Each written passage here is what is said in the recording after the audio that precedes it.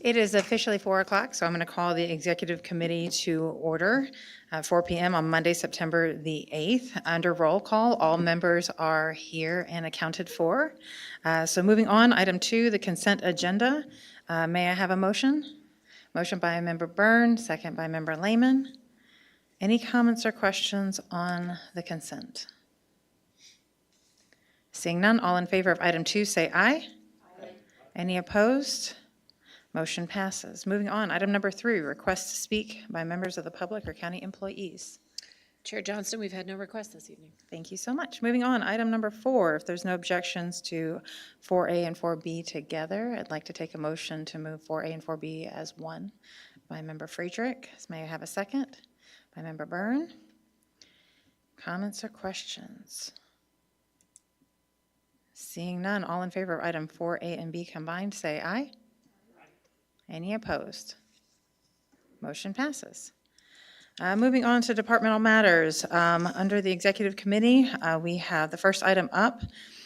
We have item 5A1A, and this is request approval of a resolution of the McLean County Board affirming commitment to honor the recommendation of the Mental Health and Public Safety Fund Advisory Council. May I have a motion? Motion by Member Rogel, second by Member Klein. I thought I saw Klein's hand up. Okay. All right. Any comments or questions? Member Klein. Before I make my comments, I would just like to say there is a Scrivener's error in the second to last paragraph. It should read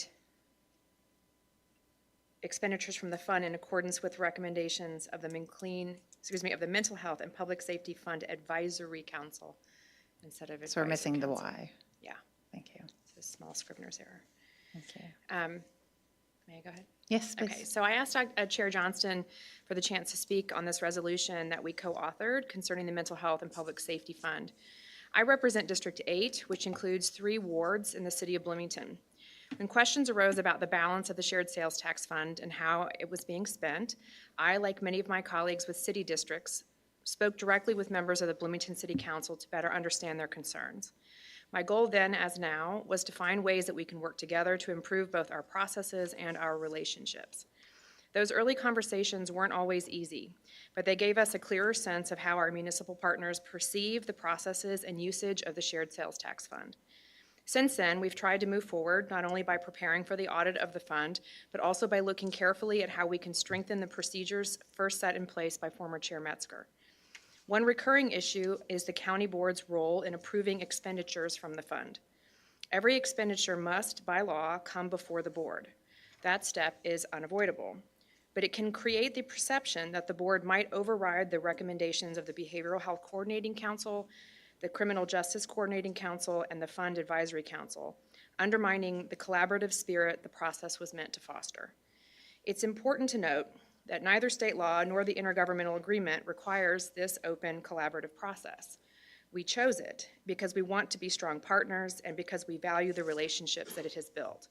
This resolution before us doesn't change the IGA or the process for using the fund. It simply affirms our commitment to respect and honor the Advisory Council's funding recommendations. By adopting it, we seek to affirm that this is a shared process, not a unilateral one, and we express our appreciation for the thoughtful and collaborative work of the Fund Advisory Council in advancing mental health and public safety initiatives in our community. Thank you, Member Klein. Any other comments or questions? I think that some of the things that this is one piece of many that has been the changes that have been coming forward to make sure that we are showing ourselves to be good partners in this. The change last year for the BHCC and even splitting out the FAC is that these are now independent bodies. They are no longer kind of under the guise of the county. The Funding Advisory Council itself is made up of one town, one city, one county, and then the BHCC and the CJCC both get a representative. The representative that was chosen from the BHCC is Stephanie Barish, who does not work for the county. And then the chosen representative for the CJCC, representing the criminal justice, is currently Matt Lane, but he was out of town. So Sheriff Lane did ask Will Scanlon to step in, who is also a member of that council. But they represent distinct bodies. not necessarily the county as a whole. So we're continuing to kind of make those efforts, take those steps to make sure that people see that this is not a county-dominated activity, and that we are really trying to be collaborative in making those steps forward for the community. So those are my comments on it. Any other comments before moving on? Yes, Member Byrne. Thank you, Chair. Just to echo Member Klein as someone else who represents several Bloomington districts and has had conversations with them, we are committed to being collaborative, and I'm glad that, so much of our language and our efforts that we're putting out focus on collaboration. There's a word that I taught to my students just this morning called Ubuntu, and Ubuntu is an African word. It means I am because we are. This is not an independent effort, and we look forward to continuing that collaboration and working towards that collaboration. And I'm really pleased to see this resolution go forward, as this is a distinct sign that shows that this is not a one-party thing, and we are working together. We look forward to continuing those efforts and building on those successes in the future. Thank you. Thank you. Seeing no other comments or questions, all in favor of item 5A, 1A, say aye. Any opposed? Motion passes. Moving on to item 5A2A1, under Information Technologies. This is a request approval to purchase HP Aruba switches through joint purchasing master contract with SHI. May I have a motion? Motion by Member Abel, second by Vice Chair Rogal. Sorry, Lee, I was getting to it. And I will turn this over to Mr. Nelson. Thank you, and I'm going to pass the hat to Mr. Berger, my second in command. I've been on vacation, and he was pointing me in on both of these two action items. Perfect, thank you. So this is the replacement of the switches that were installed with the new jail. So I believe that's 8 years ago or so now. So just the regular routine replacement of them due to expected end of life. Okay. Any comments or questions from the committee? Seeing none, all in favor of item 5A2A1, say aye. Aye. Any opposed? Motion passes. Next up, we have item 5A2A2, and that is request approval of a one-year subscription to mass notification system provided by OnSolve. May I have a motion? Motion by Rogal, second by Klein. And I'll turn that back over to you. This is a emergency mass notification system that the director of EMA and Sheriff's Department had worked on selecting. It was the preferred solution as well as the low-cost solution. We'd hoped to bring this last month, but had to work through the contract with them. So this is post all contract work and ready to sign. Okay, thank you. Yes, Member Klein. I have a comment and then a question. I just want to say thank you. Craig knows that I'm super excited about this. We are one of the only counties in the state of Illinois that does not already have this capacity, that is the ability to use cell phone towers to alert people. And just for my other board colleagues, that this is something that we first started talking about when we started to put together our zoning ordinances for carbon dioxide wells and pipelines in the county. Obviously, we don't regulate pipelines, but we have to take into consideration the pipelines. And also, again, with the BESS products that are we're about to see a big application about a BESS, right? It's having the ability to notify people in all areas of the county in a specific way, that if there's a specific threat, that they can be made aware of that. So I'm super excited for this, land use, this is helping land use, right? But it's helping other parts as well. My question is about, this is 1 year that you guys were able to kind of dig in your change purse and find enough money to get us going this year. What's the plan for future years? And I know they initially wanted a longer than a 1 year contract, right? So what's the plan, if there is a plan? Yeah, we will just continue to add it into our annual budget, and then it'll be subject to approval of the board. And we do find, especially when we're getting into new systems, 1 year contracts can be nice to work with in case something doesn't work the way we perceived or the way that we anticipated. So it'll just be part of our ongoing budget development each year and included. We've literally have dozens and dozens of software items in our budget every year. So this'll be included. Relatively inexpensive. It is, By comparison. yes. I know just one question, now I have another question. I don't know if the question is for you or if it's for the sheriff, but is there going to be any kind of rollout or notification to county residents that this has happened, that they might start seeing text messages or what have you? We can certainly develop a communication plan to go out with this once it's approved. And we actually know that there are multiple departments that might have interest in working with this.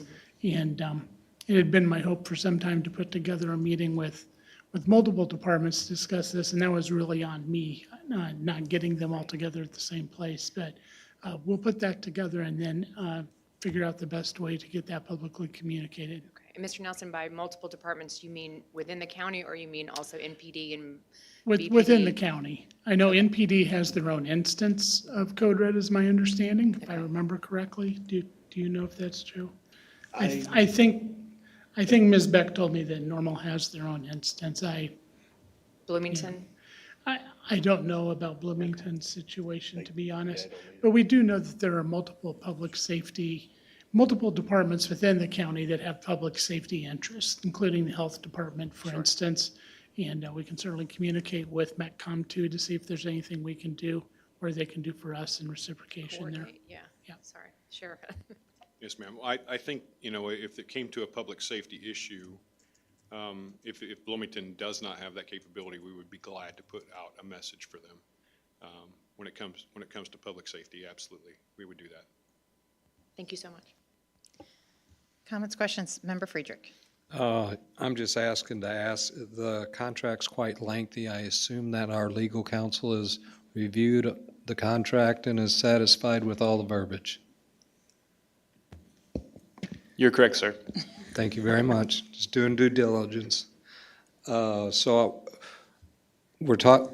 are there other I hate to have you repeat it again, other towns in the community, will have an opportunity to weigh in on this or be a part of this? I honestly can't answer that question. I'm not as familiar with it. But it was my understanding we were picking this up for the county, and then, like I said, I've been on vacation. I honestly have been out of pocket a little bit. Yeah, this is for the county to send messages. And as the sheriff stated, we could send out on their behalf in some of those situations. But yeah, this is primarily county, and it's priced based on population. So the cost for one of the other municipalities would be significantly smaller than ours. But since the entire county is under the sheriff's jurisdiction anyway, it shouldn't be an issue to issue something for Carlock or Danvers or Leroy or, whatever the need would be. Comments? Yes, Member Byrne. So, being redundant a little bit here, but just to clarify, if we were to have a hypothetical, so the health department issues another warning about a West Nile virus appearance in a certain zip code. So if this zip code covered parts of one of the municipalities of Bloomington or Normal and outside that area, would that text message then go to residents of that entire zip code regardless of whether or not they were covered by another law enforcement agency? So like City of Bloomington, for example, they would receive that if the health department chose to send something out along those regards. We're getting into the weeds some here, but a lot of the notifications, you kind of geofence where it gets, and if the mobile device is in that area, you get the notification. So. Okay, I see. I believe the answer is yes. Okay, understood. All right, thank you.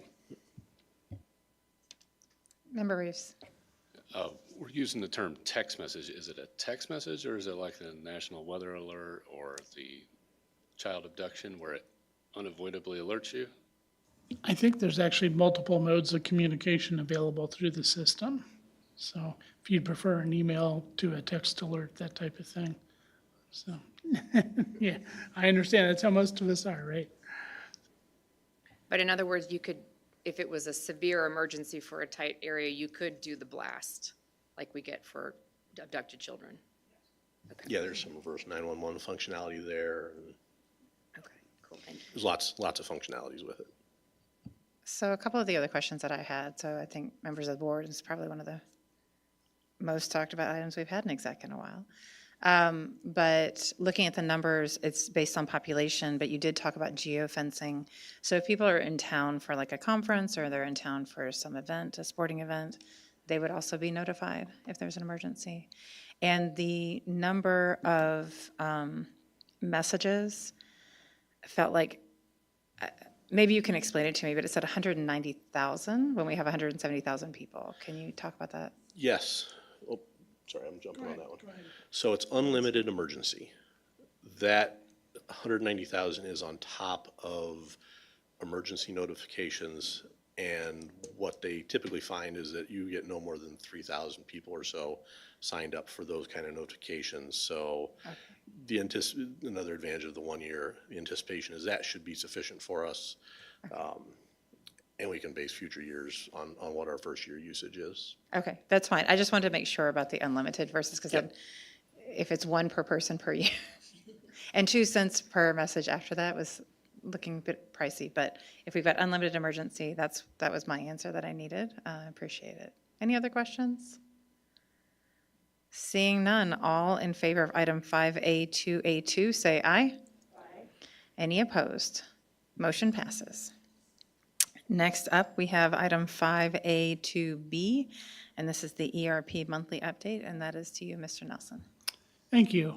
Yeah, as you can see, probably the biggest thing, and we'd kind of mentioned that this would probably be coming your way, is that we have delayed our go live from November to February. And that was in order to basically keep things in order as we go live.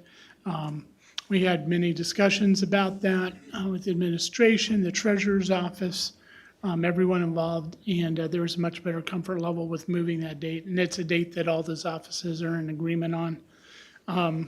You can see the top 3 factors that were driving the delay. Again, we have been impacted by the auditor's office.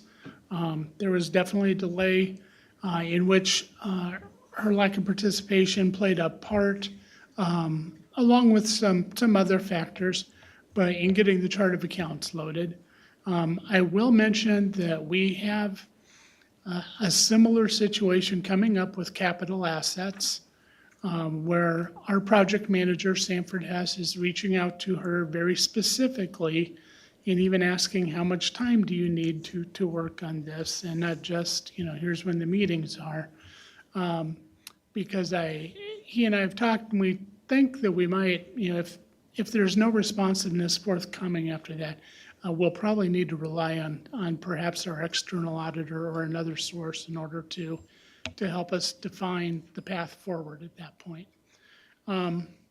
So as you can see, the other, data conversion was a little bit slower than we liked, but we did get some help from, Tyler is a massive company. They have multiple branches. Left hand doesn't always know what the right hand's doing. They're different products, that kind of a thing. We did get some help from the legacy product that we're decommissioning on that side, which helped us move that forward.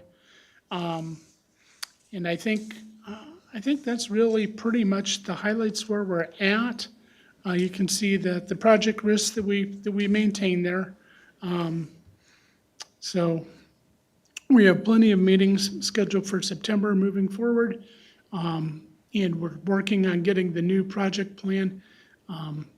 I'm probably putting my boss on the spot here, but I'm assuming we'll be bringing a new resolution back to finance regarding the change of dates and the shutdown of the finance dates and that type of thing. So there's no required resolution change for the Okay. Schedule A for the budget because it's beyond the course of that budget resolution since So it goes see? into 2026. Put her on the spot, put me on the spot. So there you go. What's fair is fair. So, yeah, I'd be happy to answer any questions that I can. Any questions from the committee? Yes, Member Lehman. Not so much a question, but just a moment of gratitude for all of the great communication and the planning that you and your team have put forth. Thank you very much for taking the opportunity, along with the delay, to go through and to call out what those factors are. Unfortunately, we seem to have a recurring theme here as well as in finance of various projects that have been held up, and in this case, held up significantly. because of one particular individual's office. So just want to see what we can do, perhaps as a committee, to continue to support this project, to support your office, and perhaps spur a little movement to make sure that the date of February 17th comes and we can be celebrating the launch as opposed to sharing and airing frustrations that the auditor's office is bringing up. Well, as you just noticed, when I speak extemporaneously, I put myself at risk, but I'll do it one more time anyway. When you're asking what we could do, if I can call your attention under project risk to the third bullet point.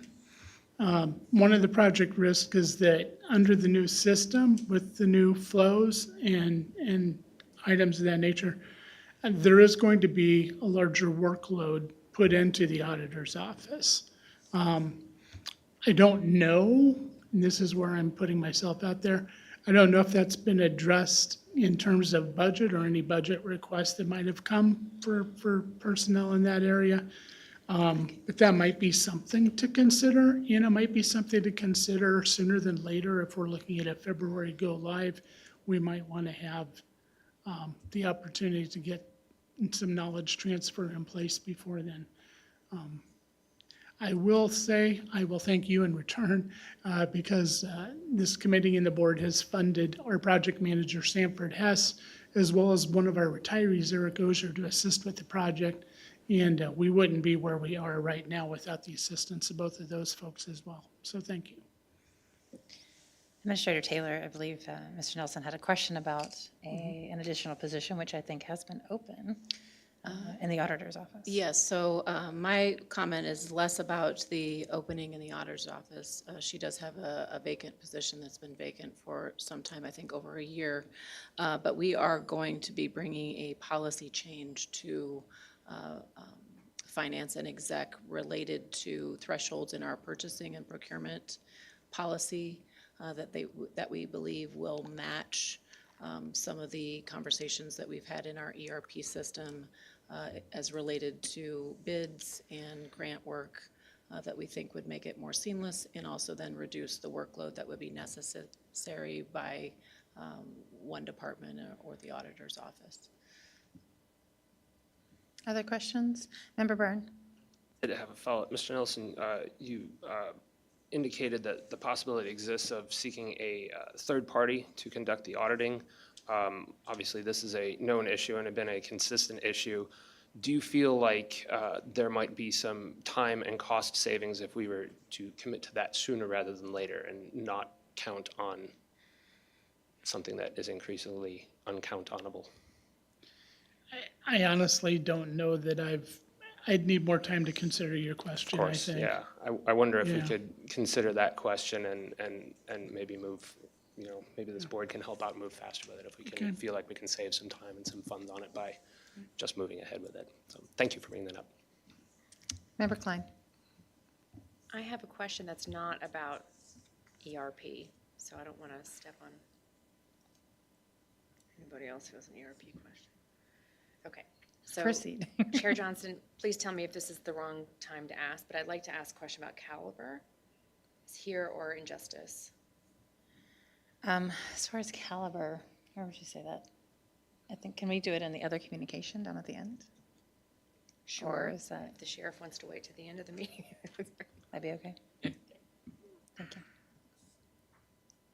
Any other questions for IT and Mr. Nelson? All right. We'll move on to item 5B in the Finance Committee. I'm sorry, we moved on. 5A3, Behavioral Health Coordination Department, Marita Landreth. We have one item for action, and that is 5A1, request approval of a contract with Heartland Community College as a training venue. May I have a motion? Motion by Member Klein, second by Member Lehman. Comments or questions? I'll turn that over to you, Ms. Landreth.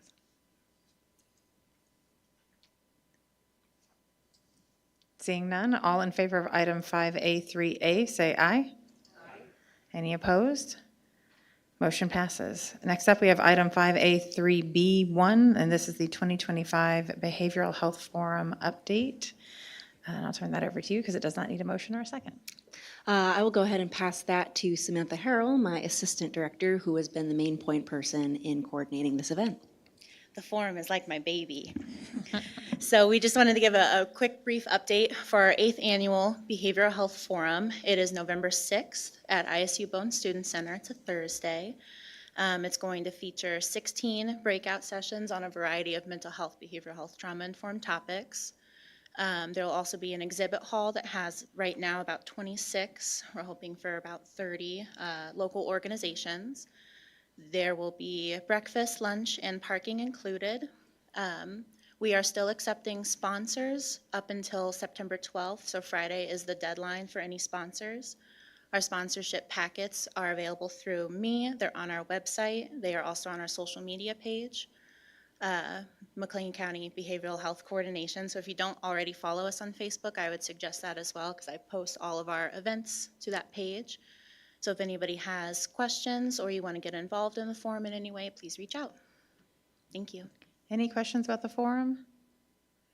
I just have one quick question that's not forum related. Did we finally fill up the last few spots for the EMDR? EMDR training is full. Thank you so much. All right. Moving on, item 5B in the Finance Committee, and that is Member Lehman. Thank you very much, Chair Johnston. The Finance Committee has one item to be presented for action this evening. That is B1A, the request approve of an ordinance authorizing boundary modifications to the area known as the Bloomington Normal Enterprise Zone Amendment 5. And I so move. Thank you. May I have a second? Second by Member Friedrich. Comments or questions? Yes, Member Rogow. And I don't know if you can answer these or not. So a year or so ago, this is the one that we had a year or so ago where we expanded and gave all of the area for Rivian's expansion that basically took out all the available land within it, correct? Yes, so this is an adjustment to that particular zone. The different piece here, or the interesting piece, is this is specifically focusing, I'm sure you saw in the packet, there are a lot of areas. So this is specifically focusing not so much on a tax abatement as we've done previously, but what this is making it so any builder that would be creating housing in that particular area would be able to do so with tax-free materials. So that's the unique piece with this. I hope I'm qualifying that correctly, but that's why you see so many areas all together. Once there were a few particular areas that were brought up as land that they wanted to kind of open up to be able to allow for more development for housing. They opened it up to all areas in the within that enterprise zone, and that's why there are so many different little connections and things like that, because they're really looking at any area that could turn into productive area for housing that is not currently a productive area for housing. Okay, a brief follow-up then. And this is also takes in Ford County, correct? So do they need to approve this as well, or is this just an approval by the county board? Just asking for the logistics. Chair Johnson, I'd be happy to answer that for Finance Chair Lehman. We are the fourth body to approve this. It has gone through 3 of the 5 already. I believe Gibson City has already approved this, and so Ford County would be the last body to approve. Gibson City was interested in the connections in their area for the same reason, for housing. Thank you. Any other questions? All right, the motion has got a first and a second. So all in favor of item 5B1A, say aye. Any opposed? Motion passes. And back to you, Member Lehman. Thank you, Chair Johnston. The Finance Committee has no other items to be presented for action. We do have 4 that will be going before the board on Thursday, and I'd be happy to entertain any additional questions you all have. Thank you, Member Lehman. Moving on, item 5C, Health Committee, Member Byrne. Thank you, Madam Chair. Health Committee brings no items for action tonight, has 1 item for information purposes to be presented on Thursday afternoon. And I can answer any questions for you. All right, any questions for Member Byrne? All right, seeing none, moving on to item 5D, Justice Committee, and that is Vice Chair Rogel. Thank you, Madam Chair. Justice Committee has two items to be presented for action tonight. 5D1A, which is request approval of an intergovernmental agreement between the counties of McLean and Ford for the court-appointed special advocacy program, and I so move. May I have a second? Second by Member Byrne. Any comments or question? Seeing none, all in favor of item 5D1A, say aye. Any opposed? Motion passes. Back to you. Next up, we have 5D1B, which is request approval of the Violent Crime Victims Assistance Program Grant Agreement, Grant 26-1030, and I so move. May I have a second? Second by Member Abel. Comments or questions? Seeing none, all in favor of 5D1B, say aye. Any opposed? Motion passes. The Justice Committee has no other items for action and no items to be presented to the board. I can answer any questions if anyone has any. Thank you. Moving on, item 5E, Property Committee, and Member Abel. Thank you. The Property Committee has one item to present for action, 5E1A, request approval of a tenant's release of lease, and I so move. May I have a second? Second by Member Lehman. Any comments or questions? Seeing none, all in favor of 5E1A, say aye. Aye. Any opposed? Motion passes. The Property Committee has one item, to present to the board, and I can answer any other questions. All right, seeing none, moving on to item 5F, Land Use and Transportation Committee with Member Klein. Thank you, Chair Johnston. The Land Use and Transportation Committee brings one item for action this evening. This is 4F1A, request approval of updates to county ordinance imposing weight limitations, and I so move. May I have a second? Second by Member Reeves. Any comments or questions? I think this list demonstrates how hard our team has been working out in the county to upgrade our roads and make sure that they are in excellent condition for our rural residents. Seeing no other comments or questions, all in favor of 5F1A, say aye. Aye. Any opposed? Motion passes. Thank you, Chair Johnson. The Land Use and Transportation Committee will have three items for Thursday, in addition to an item coming from the Zoning Board of Appeals. Correct. I'm Thank happy you. to answer any questions. Moving on, 5G, and that is reported to the County Administrator.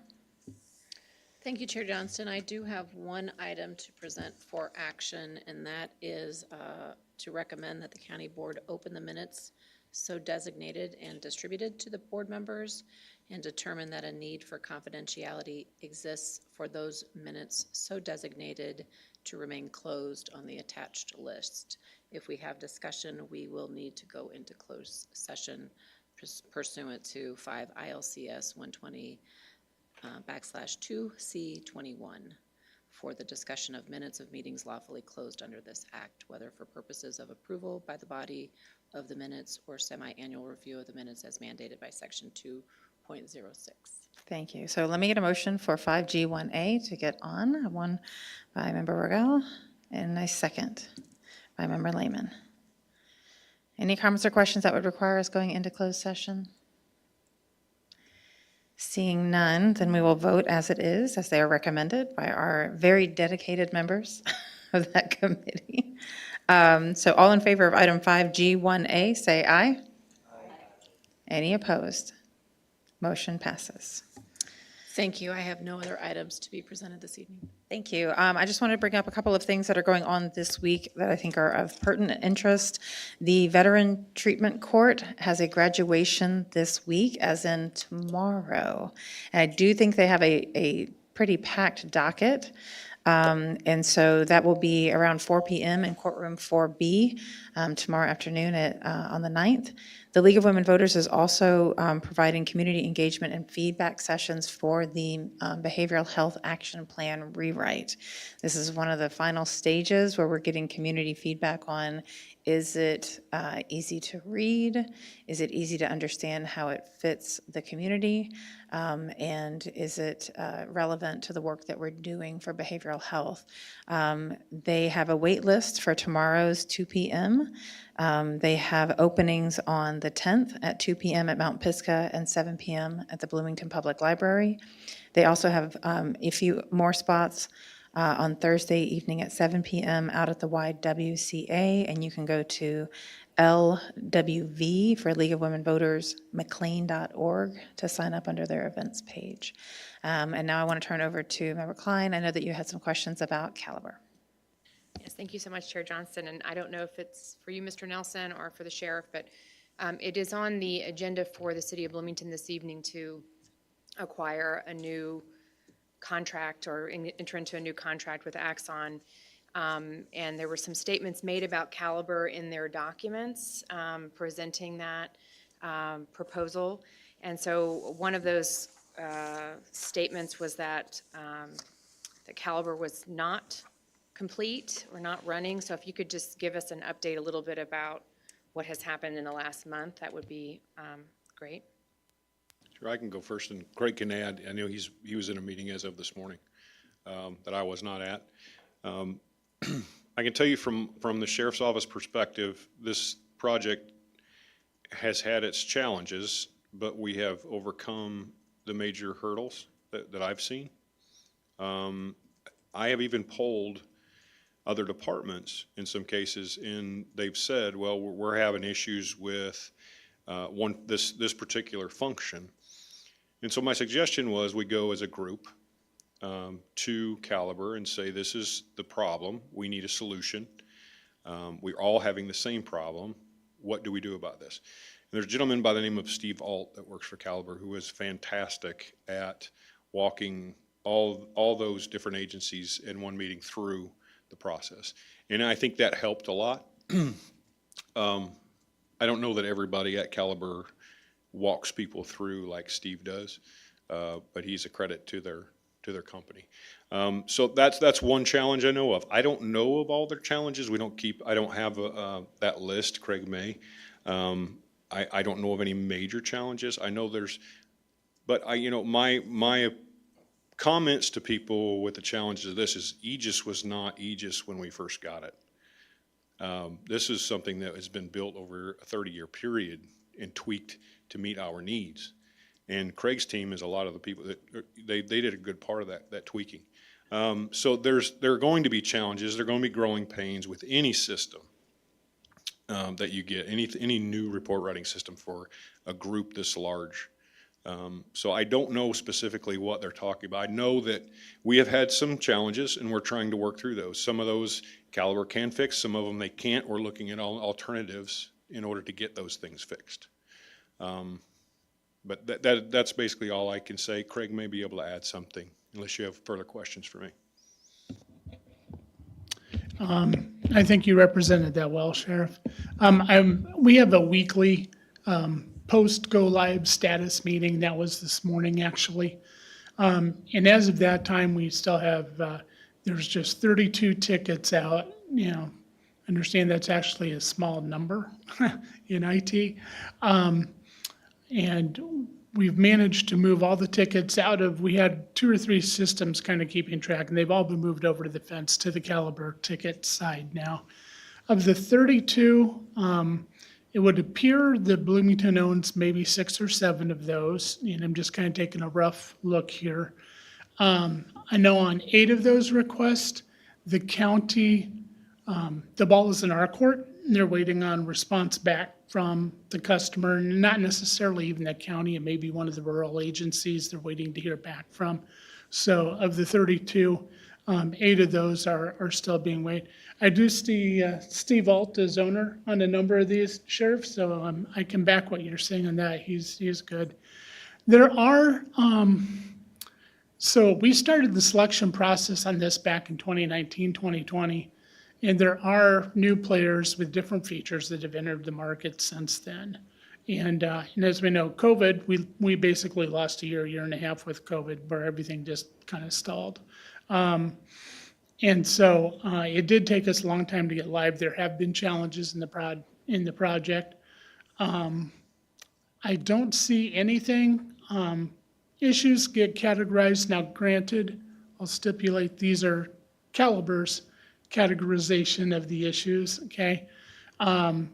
There's nothing that's high or critical in the list that I have. There's about a half dozen that are listed as medium, and then a lot of these are minor. And by minor, we mean authentication issues or new police officers not enrolled, or changing a person role on a report, which is something my staff used to be able to do in the old system, but we rely on Caliber for those kinds of things now.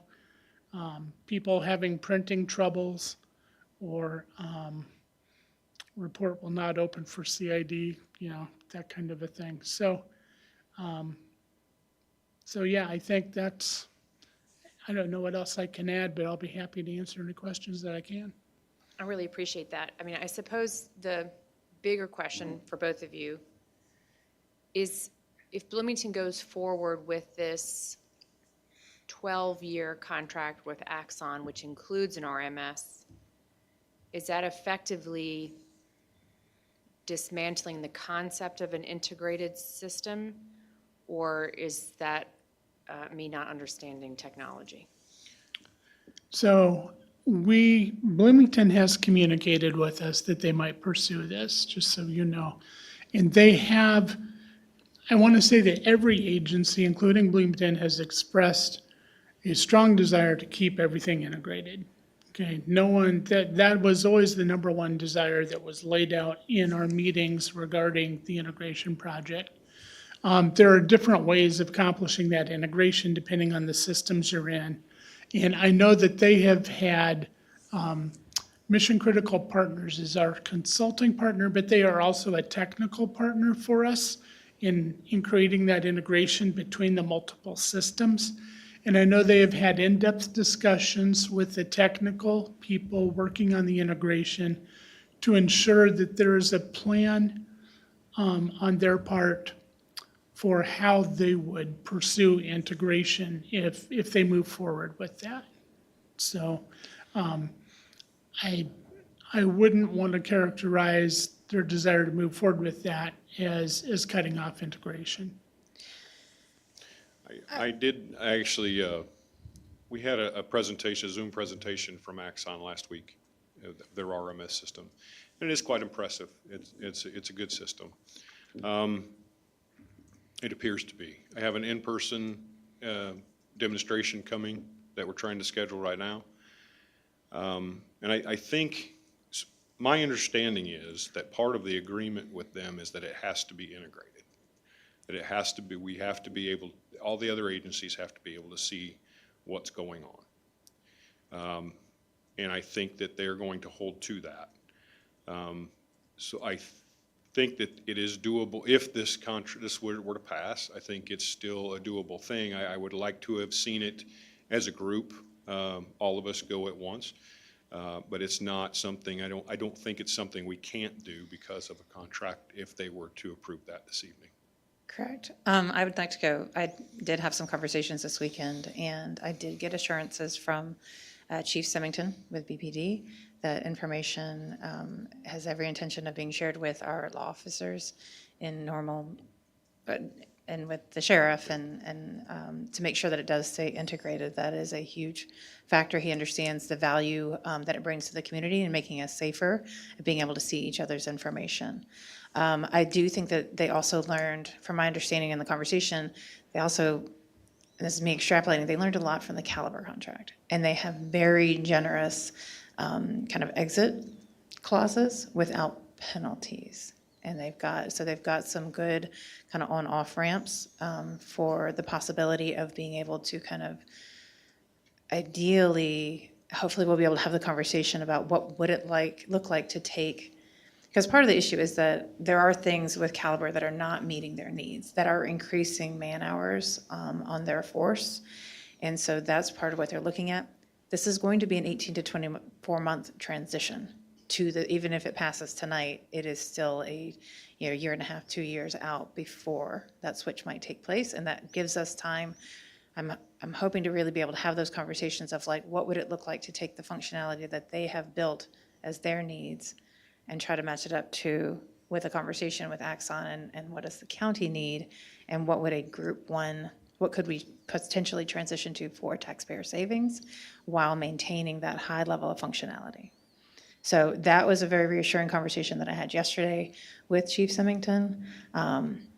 The absolute confirmation about sharing information, but also kind of it sounded to me like the willingness to have the conversation between law enforcement bodies about trying to find, could we still come to a solution and have one RMS?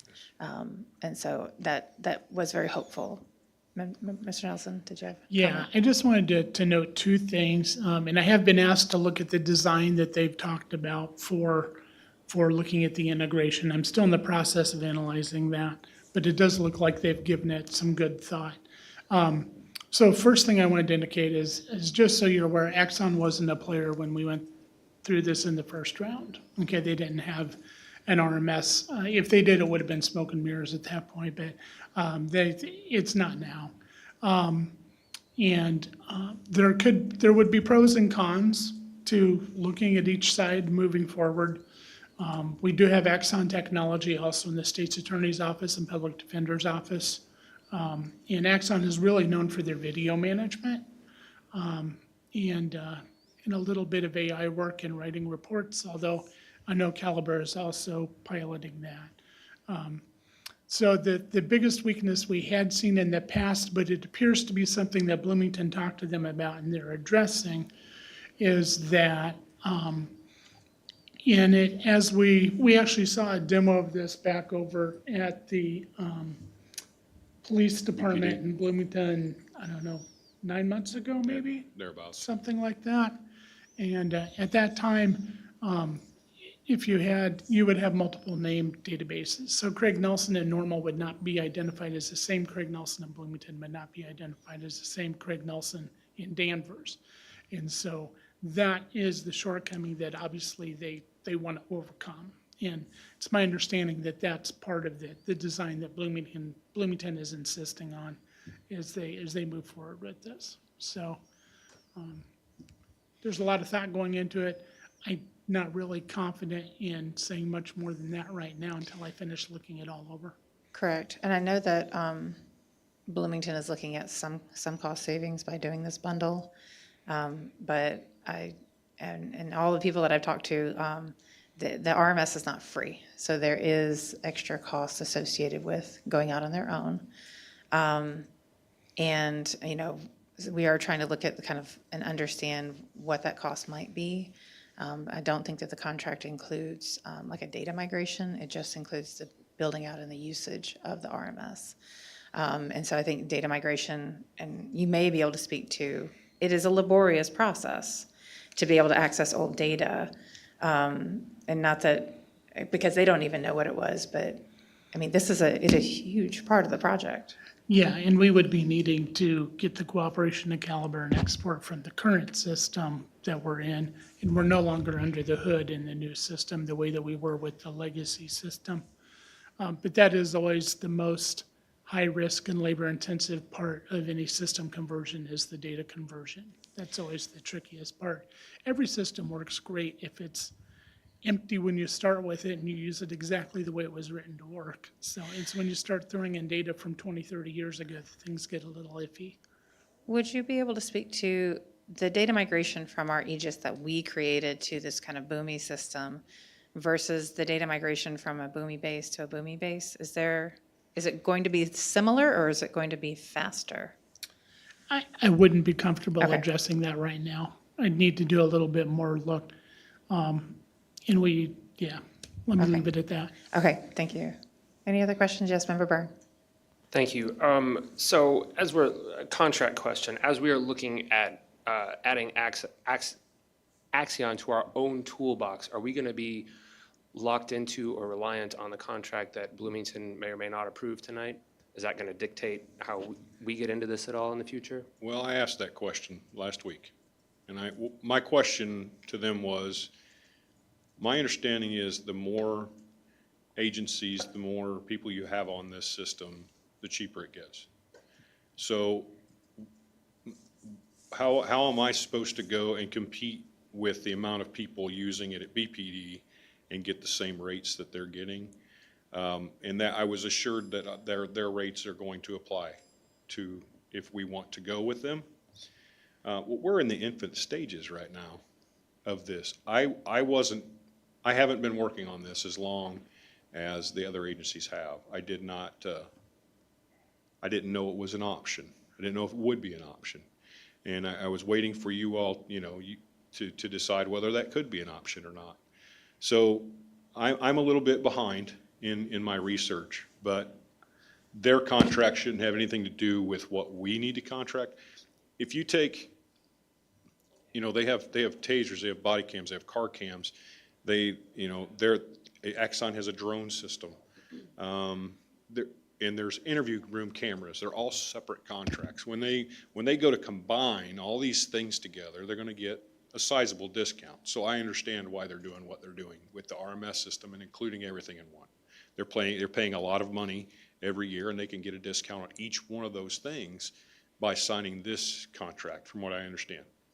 We are in the same boat. We have an Axon contract for some things in the jail. We have Axon contract for 5 or 6 different things in patrol.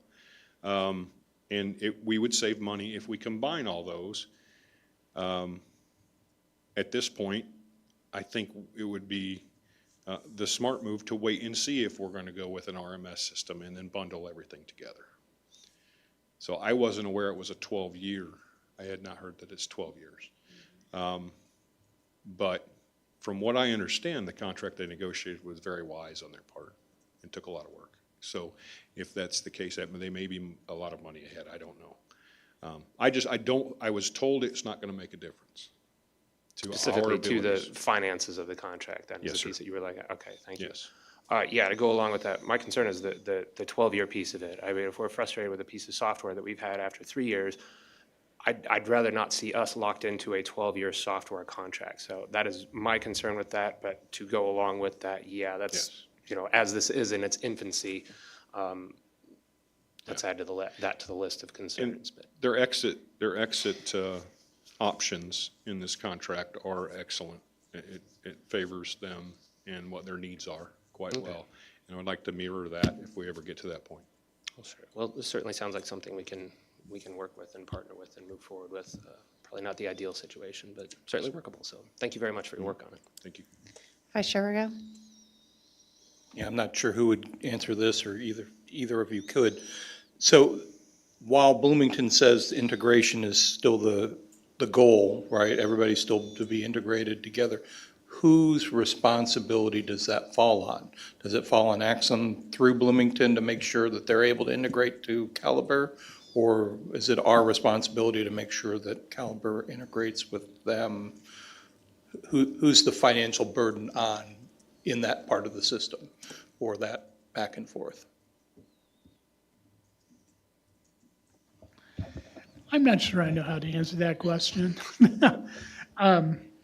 Currently, we have a software piece that's called Boomi, and that acts as the kind of this central messaging hub between all the different systems, the new jail system, the old Aegis system, the new RMS, and the upcoming yet to be launched court system in 2026. There is expense to that. There's expense per connector, which I know Bloomington has indicated they've researched the additional expense that would be involved there. Currently, Boomi runs us about $100,000 a year to keep that beating. And to keep all the data flow moving between the different pieces. I would assume, but it's really, I'm out of my bailiwick here, okay? But if you're adding a new piece and you want the integration, then I'm assuming you would have to get the connectors and you would fund those connectors. Now, there is still labor cost involved in doing the work. For us, Mission Critical has done that work, and I know that they were talking closely with Mission Critical about it, and that's where they developed their financial cost for doing that work, was by talking to the same people at Mission Critical that we were talking with, so. Pardon? Who is they in that sentence? They were talking to Mission Critical, is that Bloomington? Bloomington. Yeah, I facilitated, I was asked Assistant Chief Veerman and I communicated a few weeks back, and they'd made known that they were kind of interested in exploring the option. And I certainly wasn't going to do anything to stand in the way of them looking at what they want to look at. So I made sure that they all had each other's contact numbers and could have those conversations. And so. Other comments or questions from the committee? Member Klein?